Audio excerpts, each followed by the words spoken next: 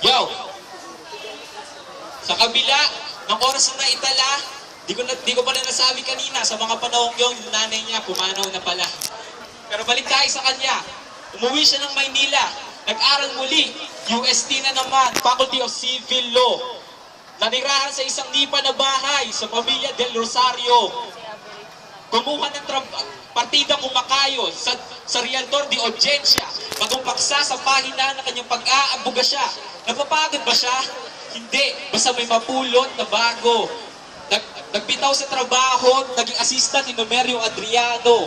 Teka, bakit parang lumilihis ka ng landas? Tinitira mo ako, ang topic natin si Mabini. Hindi mo ba kailangan isigaw ng malakas? Dahil bawat bibitaw mong bara dapat patungkol sa kanya. Dahil andito lang ako para tulungan ka. Naiangat kung sino ba talaga si Mabini.